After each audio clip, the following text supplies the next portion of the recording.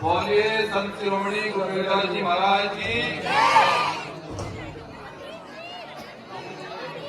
सबसे पहले भारत में जन्मे एक ऐसे संत, एक ऐसे महापुरुष जिन्हें इस देश के अंदर ही नहीं पूरे विश्व के अंदर शिरोमणि की उपाधि से नवाजा गया हो और जिन्होंने समता समानता का पैगाम दिया हो। फरवरी माह में जन्मे संत शिरोमणि गुरु रविदास जी महाराज जी की जयंती पर आप सभी मुजफ्फरनगर वासियों को बहुत बहुत हार्दिक शुभकामनाएं, बहुत बहुत मंगल कामनाएं। और इस कार्यक्रम के आयोजककर्ता श्री गुरु रविदास जयंती समारोह समिति कुटेश्वरा,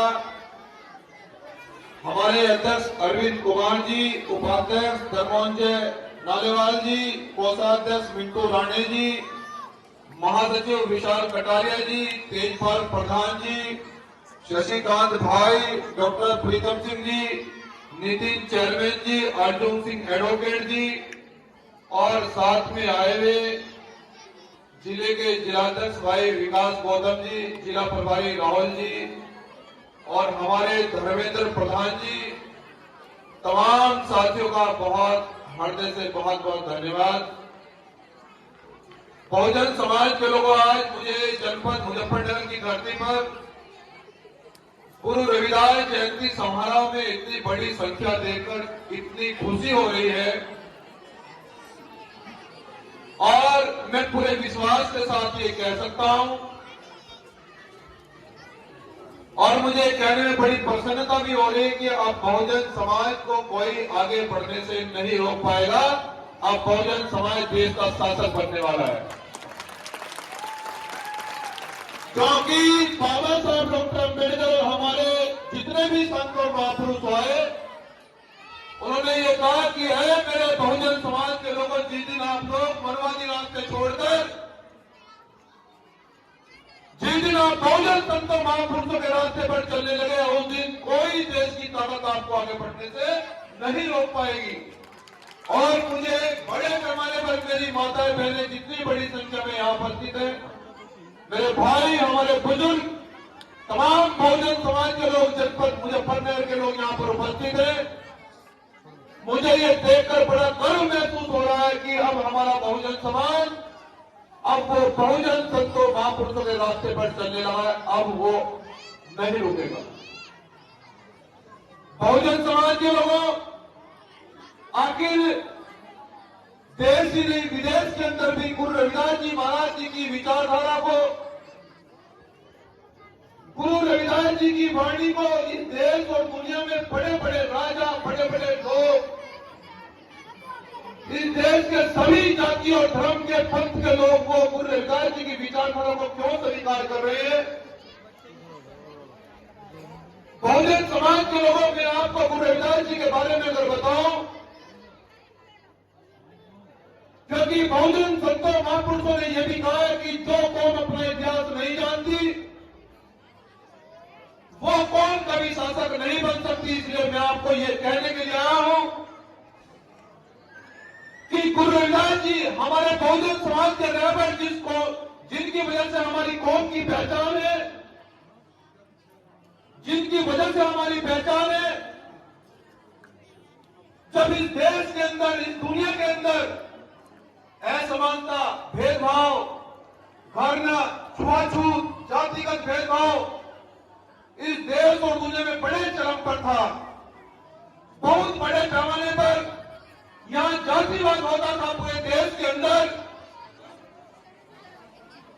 गुरु रविदास जी एक ऐसे आध्यात्मिक महापुरुष हुए हैं, गुरु रविदास जी एक ऐसे संत हुए हैं, इस देश के बड़े बड़े राजाओं को पता था कि गुरु रविदास जी एक ऐसे संत हैं जिनको परम ज्ञान है, जिनको इतना ज्ञान है कि वो इतने बड़े पैमाने पर आंदोलन चलाने कि जिस विचारधारा को लेकर वो चलेंगे कि देश और दुनिया के लोग उसको अपनाएंगे। जब गुरु रविदास जी से इस देश के राजा रंको ने ये पूछा कि रविदास आप एक साधारण भेष में हैं और इतने परम ज्ञानी हैं, इतने बड़े पैमाने पर आपको ज्ञान है और आप एक समानता के लिए आंदोलन चला रहे हैं, आखिर आप क्या चाहते हैं? तो इस देश के बड़े बड़े राजाओं को, माता बहनों को रविदास जी ने साधारण भेष में ये कहा कि ऐसा जाऊं राज में जहां मिले सबन को अन्न और छोटे बड़े सब समान बसे, गुरु रविदास रहे प्रसन्न। कि हम ऐसी व्यवस्था चाहते हैं, हम ऐसा शासन चाहते हैं कि जहां सब समान हो, सबको रोजी मिले, सबको रोटी मिले, सबको रोटी कपड़ा मकान मिले, कि हम ऐसी व्यवस्था चाहते हैं। और उस व्यवस्था का नाम गुरु रविदास जी ने बेगमपुर शासन किया। बेगमपुर शासन का मतलब जिसमें कोई गम न हो, जिसमें कोई परेशानी न हो, जिसमें कोई किसी के पास नौकरी न हो, सबके पास रोटी हो, कोई दुखी न हो, उसका नाम गुरु रविदास जी ने बेगमपुर शासन दिया। कि मैं बेगमपुर शासन चाहता हूं जिसको बाबा साहब डॉक्टर अम्बेडकर ने संविधान में लिखकर पूरा किया है।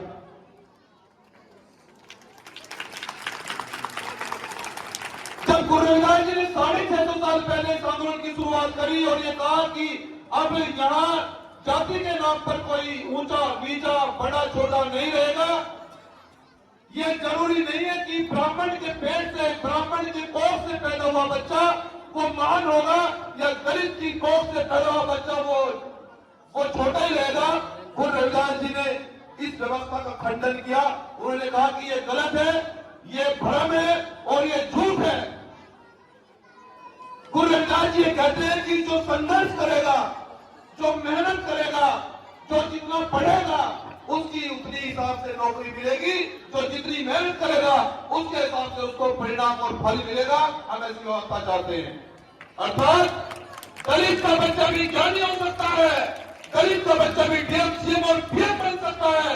यह गुरु रविदास जी 650 साल पहले कहते हैं और जिसको सन 1950 में बाबा साहब डॉक्टर अम्बेडकर ने संविधान में लिखकर पूरा किया और ये कहा कि अरे मेरे भारतवर्ष के लोगों, मैं आज संविधान लिख रहा हूं कि आज के बाद कोई ऊंच, कोई नीच, कोई भेदभाव नहीं होगा, कि आज के बाद किसी को कमजोर समझकर नहीं दबाया जाएगा, आज के बाद कमजोर समझकर किसी को नहीं पीटा जाएगा और आज के बाद जरूरी नहीं कि रानी की कोख से राजा पैदा हो, आज के बाद मजदूर किसान की कोख से भी राजा पैदा हो सकता है। और उसकी देन है कि एक गरीब परिवार से निकली बेटी आदरणीय बहन कुमारी मायावती देश के सबसे बड़े सूबे की मुख्यमंत्री बन जाती है।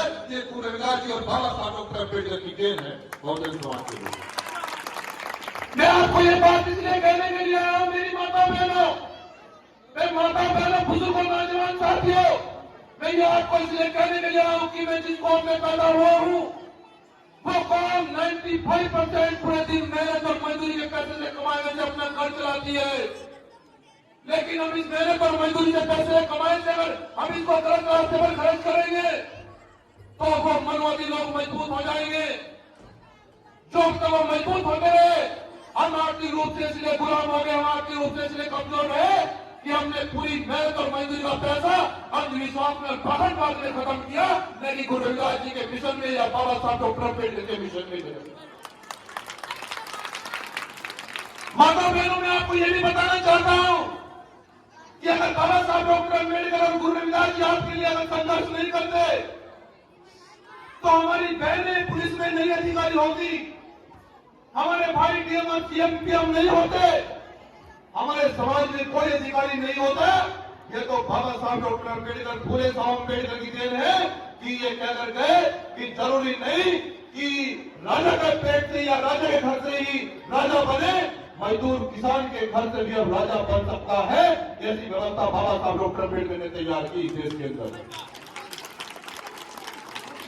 पहले माता ने ये सोचना होगा कि जब भी गुरु रविदास जी का जन्मोत्सव आए, जब भी बाबा साहब डॉक्टर अम्बेडकर की जयंती आए, मेरी आपसे यह अपील है माता बहनों, आपके भाई की आपसे यह अपील है कि आप जरूर अपने घर में संतों महापुरुषों की जयंती मनाएं।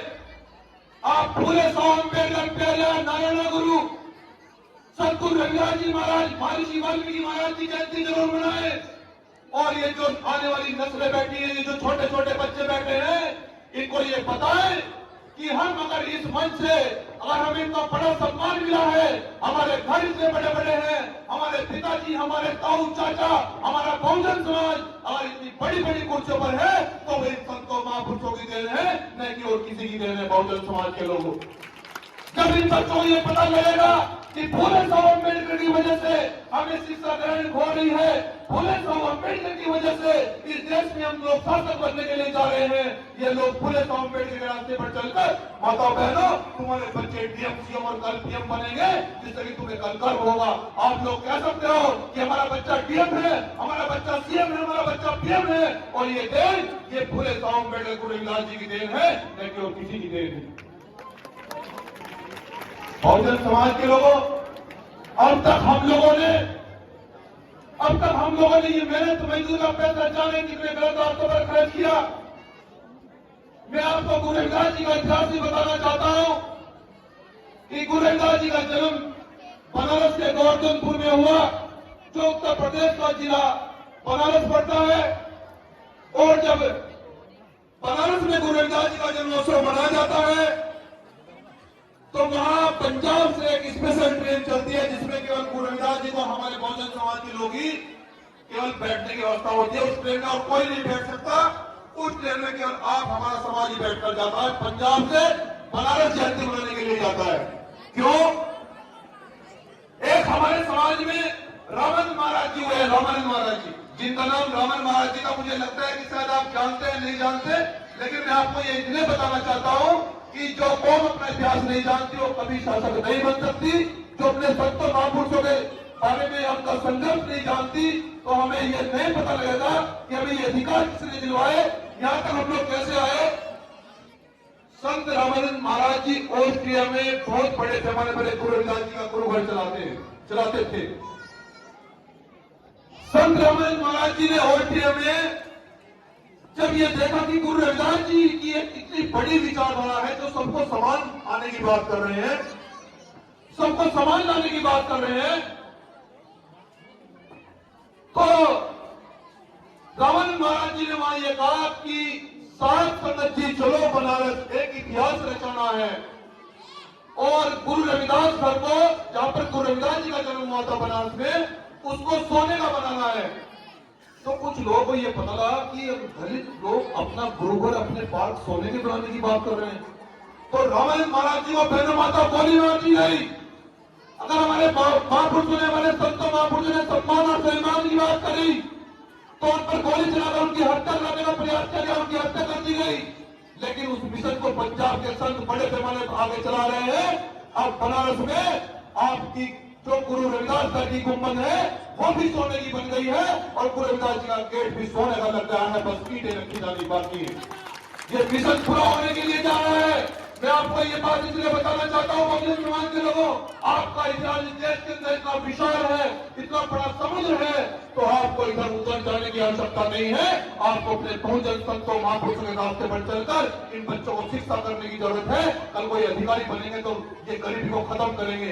तो इसलिए बहुजन समाज के लोगों, मैं अपनी बात को अंतिम रूप देते हुए मुजफ्फरनगर के लोगों से कहना चाहता हूँ कि कल गुरु रविदास जयंती है, कि कल आप एक काम जरूर करें कि कैंडल अपने घर में जरूर लगाएं, लड़ी या लाइट जरूर जलाएं, और अपने बच्चों को बिठाकर ये जरूर पढ़ाएं कि अगर ये संत और महापुरुष हमारे लिए संघर्ष नहीं करते, कि बेटे अगर ये संत महापुरुष अपने परिवार और घर को छोड़कर हमारे लिए नहीं लड़ते, तो शायद हम सम्मानजनक स्थिति में नहीं जीते। ये इनको जरूर बताना।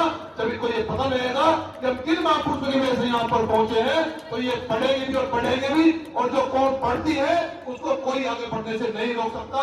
मैं ऐसी आशा और उम्मीद के साथ में आपसे ये उम्मीद करता हूँ कि अगले वर्ष इससे भी भव्य कार्यक्रम आप गुरु रविदास जयंती पर करेंगे। बहुत बहुत धन्यवाद। जय भीम, जय भारत, जय गुरु रविदास।